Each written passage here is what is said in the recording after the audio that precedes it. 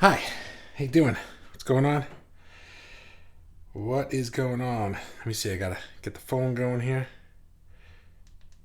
Sound is off. Good. We're good. Okay. Welcome to the replay. This is Daily Fuel. My name is Bobby. I am the host of this group, the Spiritual Artist. That's the name of the group. I forgot the name of the group. And Kelly is here. Hooray! I am here, and I can see your face. That's nice. So good. So Kelly, you are showing up today.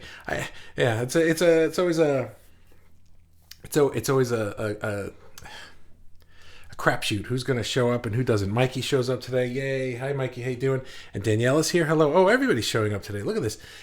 Not showing up like arriving on the live, but like your face is showing up in Ecamm. So if you haven't been on a Daily Fuel in a couple of once, and Robin, you're not. See. But I know that's you because of all the flowers and snowflakes. So do me a favor, Robin. Do the snowflake thing again, or something like that today. Hey, let me just say hi to the replay people. Hello, people watching in replay. If you're watching in the replay, do me a favor and just write hashtag replay or hashtag something like that. And feel free to comment. I always come back later and I'll check them out. I'll say hello back. Usually something like that. So, and Ray is here. And I made it. Hello, Bobby. I don't know who that is. Let's see. That's Marsha. Hi, Marsha. How are you? See, that's funny because Marsha used to show up too. Marsha and Robin used to show up all the time and nobody else did. And now everybody else is and Marsha and Robin are not. That's really weird. All right. You know what? I'm going to get started. And feel free to keep on commenting. I'll come back. I'll read your comments at the end. That's always my favorite part. Let's go.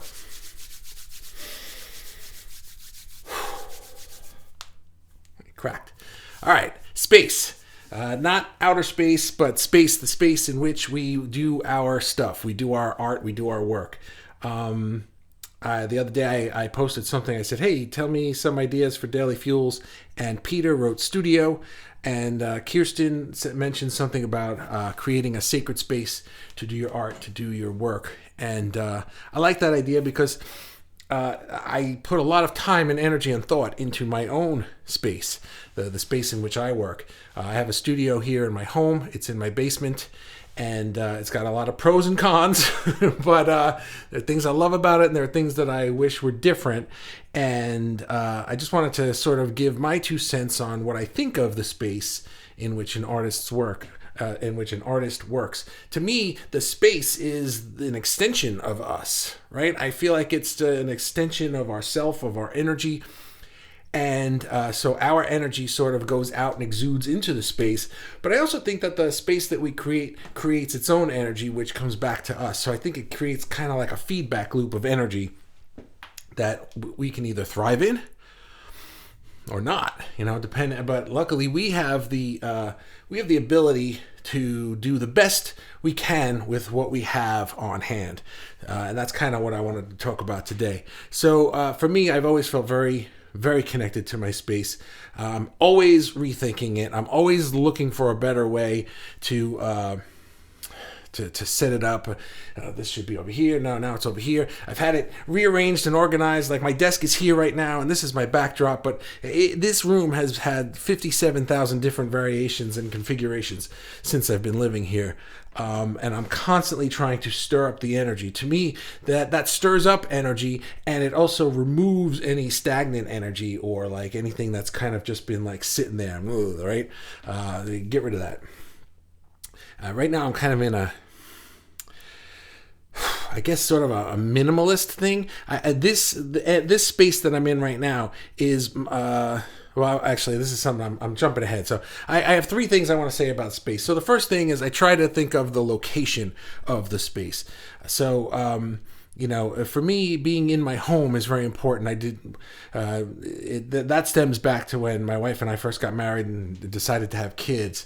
We both wanted to be home for our kids, and I was running my own business, and so it was important to me to create my business in such a way that I could work from home, not have to go rent office space or go get a job or anything like that. So that was in our old house. We had a detached garage. It was really cool. It was a 2-car garage, and it was detached from the house. It was in the back of the property, and I later learned that it used to be a stable for horses because our house was from like the late 1800s, and it was such an awesome house. And so the garage was a stable for horses, which was later converted into a garage for cars. And then I converted it into a big studio. So it was like 300 square feet. It was nice. And I really liked it there, except that it was such an old building. It had so many problems. Water would seep in when it rained. And the whole building was like lopsided like this. Like the walls, if you looked at it from the side, right, the ground was flat, which was good. But the walls were like this. So this was the front door. So the front door would be like looming over you. It was really, really weird building. This is very dramatic. It was maybe 2 or 3 degrees, but it was noticeable if you looked. You could miss it, but if you looked at it, you'd see like, what's with this building? That's kind of weird. So it was a strange building. But then we moved here, and well, eventually we moved here. We moved a bunch of times in between that, really real quick moves. But then we moved here, and the only place in this house for me to set up was in the basement. So the basement to me is not ideal. You know, the big con of being in the basement is that I don't have any natural light in here. So that's like the big con. But I like to look on the bright side, so I look at it as it's very quiet down here, sort of, when people aren't jumping up and down on my head. But it's private and it's secluded, and that's very important to me. So to me, location was very important.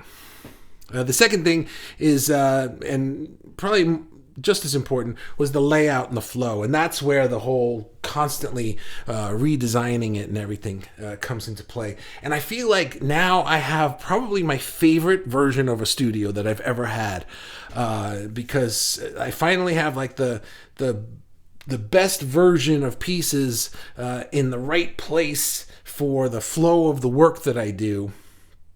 And I'm just very comfortable in it. I would like a cooler desk or something like that, and I'll work up to that. But I've got like a nice couch over there, and you can't see. I wish I could just take the camera and show you around, but I maybe one day I will. I didn't think about that today, but maybe one day I will. It's not that easy because it's on a tripod and there's wires. This takes a lot of work to do this.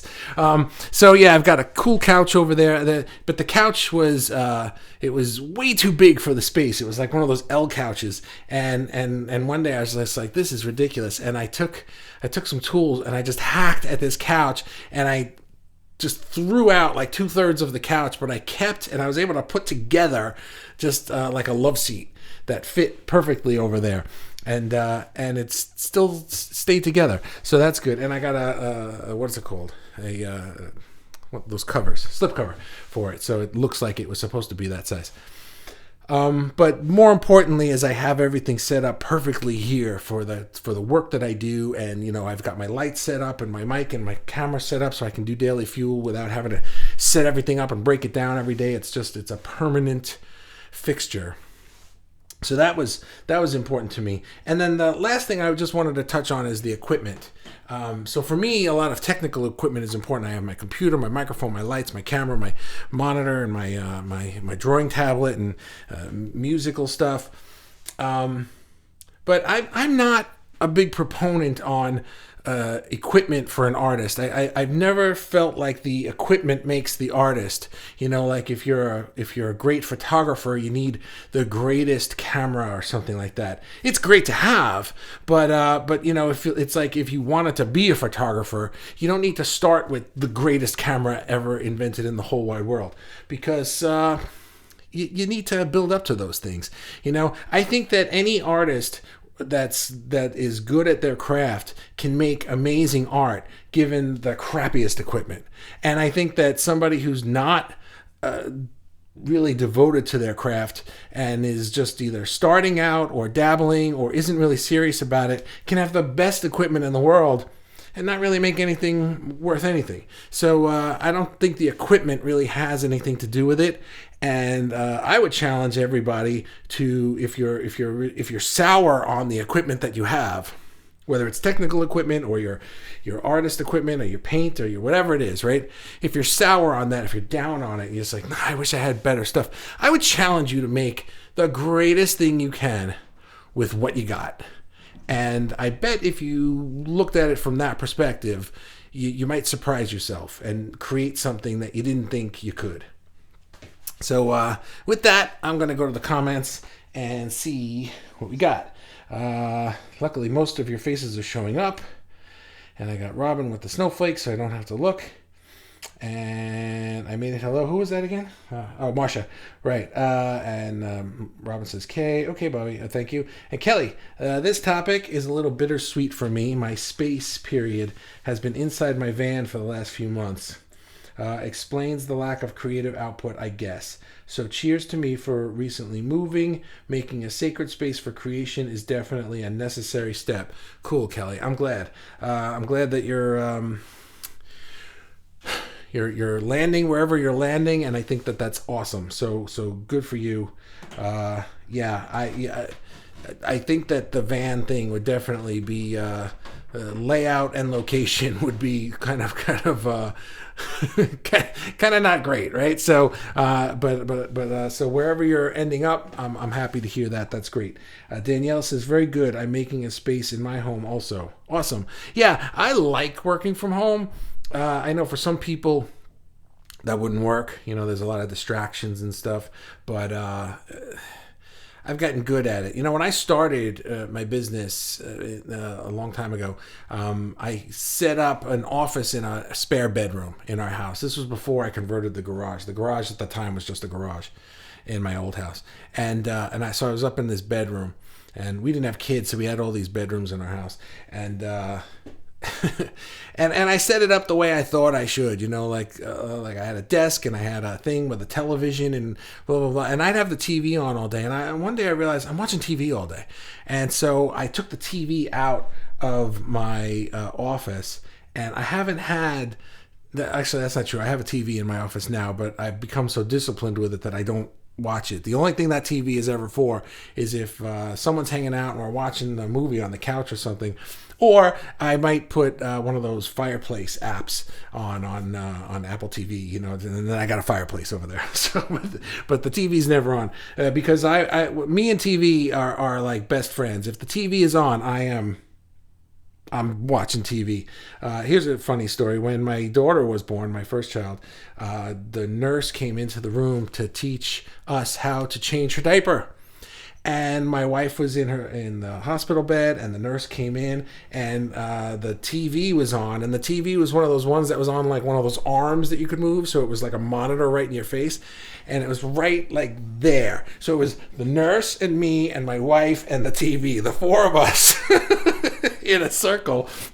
And Friends was on, and she's showing us how to do the diaper, and I'm watching Friends. And she's like, hey, Dad, why don't you pay attention to this? You might need to do that someday. And I'm like, yeah, we got to turn this TV off. So that's me and TV. So I can't have one in my office. Kelly says, has the Revolver album always been on the shelf back there? That alone makes your space pretty decent, doesn't it? Yeah, I changed these things up. That's Panic at the Disco, and that's the Beatles and Revolver. It's not mirrored, so it's the opposite. But no, it's not always been there. I put different records. Occasionally, if you're paying attention, it'll be different records. So those have been there for a little while. But it used to be Abbey Road was there, and I had Pearl Jam up there. And over there is a Rush album. So that one's always been there. And My Art Space is Wacky. Who's that? Who is that? Robin. My Art Space is Wacky. You didn't put a thing. My Art Space is Wacky. Printer on the floor, iPad on my lap, mosaics, finished and unfinished all over. Would work downstairs, but petrified cause of a flood from burst water pipes, which terrifies me to this day. Oh, really? Oh, downstairs, like you mean in the basement. Yeah, I know. My basement is in two parts. There's like the unfinished part over there, and then somehow, some way, there was this finished finished room way in the back. It's got its own door, it's private, and it's nice. So it's not like I'm in the basement. It's this big open room under the whole house. It's way in the back. It does have the oil burner over here, so that's kind of annoying when that kicks in. But I turn it off for daily fuels, except yesterday when I forgot. I did not forget today. Ray says, me, a folding tray, a CD stand to hold pencils, and 4 dogs. That's it. I'm running a business here, but so I think that the location and the space and the layout needs to fit you. So it doesn't need to be fancy. It doesn't need to be the greatest thing in the world. If you could do it on a folding tray and that works for you, do it. I think it's perfect. Kelly says, greatest I can with what I have. I'm going to share a bunch of songs I spontaneously created and recorded while driving. LOL, but serious. Cool. Do it. I know we'd all love to hear that. And Robin says, my art, sparky wacky. Comment is me. What? Oh, okay. My space is minimal. This is Rob. No, that's Marsha. Sorry. My space is minimal in part of my bedroom area, in which I have a desk and anything else I need for work and creating. Cool. That's awesome, Marsha. Yeah. When I was a kid living at home, I always had a desk in my office, and that's how I just started working. I started creating. My bedroom was always like a studio, and then as I got older, my bedroom was downstairs, and everybody else in my house, their bedroom was upstairs. I don't know why mine was downstairs all by myself. I don't remember how. I was the oldest, so I got there was that room, and I was like, I want that room, and I got it. And then there was another room next to mine that was kind of like an extra room, and that became mine too. So it was right next to mine, and that became my music room. And I would set up keyboards and speakers and all kinds of things, and I would do music recording in there and microphone and singing. And then my bedroom was over there, and I did art and stuff in there. I, by myself, had about 1/3 of that house was just for my art studio stuff. So that was nice of my parents. I always appreciated that. David Oliver is watching with you. Hey man, what's up? David says, I am intrigued about the picture on the wall behind you to your right, my right. That one, yeah. I assume it's a TARDIS, but I can't see it properly. Yeah, this is a TARDIS. It's from Doctor Who. I'm a big Doctor Who fan. My daughter is an artist, and she drew that for me when she was little. It was a Christmas present she made for me. So she was little. She looks at it now. She's like, oh my God, look at the perspective. It's terrible. But I love it because, my kid made it. And so it stays. But yeah, that's the TARDIS. I have 1, 2, 3. I have 4 TARDISes in my room. I had 3, but then Amy Tyler sent me one from the Doctor Who store in England. So now I have 4. She sent me like a little one that goes there. Somebody said, awesome. Who's that? That's David Oliver. Jesus, that was my phone. That was not good. Okay, good. Nothing broke. Yeah, see what you made me do? No, I'm kidding. All right, David. Yeah, awesome.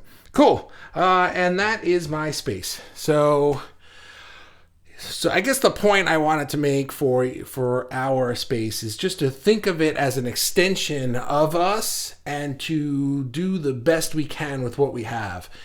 Just like anything else. It's like how many times do you think to yourself, oh, I'll be happy when I lose weight, or I'll be happy when I find a boyfriend, girlfriend, wife, husband, whatever, right? Or I'll be happy when that thing happens, right? And I think that we could do the same with art too. It's like, well, you know what? I'll finally work on that project when I'm able to get the fill in the blank that I need to do it the right way, instead of just doing it, right? There's plenty of things that I could use that are better than what I have, but I do the best I can with what I have, and I don't show the limitations. If I create something, I try to create it to the best level that I can, and make it look like I did it with the most amazing equipment in the world. Most of my equipment is digital. I don't have paint and all different kinds of stuff. I'm a digital artist, but But yeah, there's better cameras than this and better lenses than this, and there's better ways to set up a background, and there's better lights than these, that's for sure. But I'm able to do this because I just said, screw it, I'm doing it. And that's that. There's more. Who's that? Robin, my sister is a lot neater than me. I'm the artist and she's the golf pro. When she came over and saw all the stuff here and she wanted to help me organize, she felt I had too many pencils and pens and wanted to have me get rid of them. But I said no. I explained everything and she finally understood. Yeah, good, because that was something I wanted to say about my old desk in my house. I had a desk in my house when I was a kid. In my main bedroom, not the second bedroom with the music studio. I had a desk that I did my art on, and I had, I swear, probably about 10 or 12 pen cups filled to capacity with colored pencils and markers and stuff and then I had drawers of markers. I was more of a pencil and ink and marker artist back then. I became digital later. But I had them all over the place. And the funny thing was, I had one red pencil that was like my favorite red, right? And eventually it was like this big. And I don't remember how I replaced it or what I did when it got down. But I was like, man, when this thing is done, I don't know. I just may well give up art because I need this pencil. And I had 10,000. But, that's what you do. And Ray says, actually, my studio is between my ears. Oh, that's a good way to put it. Yeah, your studio is in here. That's a really good way to put what I'm trying to say, is that it's all here, and we just create it through the pieces that we have. And yeah, you forgot the snowflake again. That's okay. I got this. All right. Brian is watching with you. Hi, Brian. How you doing? That's my brother. And we're done. Okay, so now that he's here, we can leave. Okay. Everybody, thank you so much for your time today. Robin, you can have the booby prize for the day. And I'll see you guys, not tomorrow. Tomorrow's Sunday. But I'll see you Monday, I'm sure. And I'll be around. Have a great weekend. And thanks for hanging out with me today. I really do appreciate it. Bye-bye.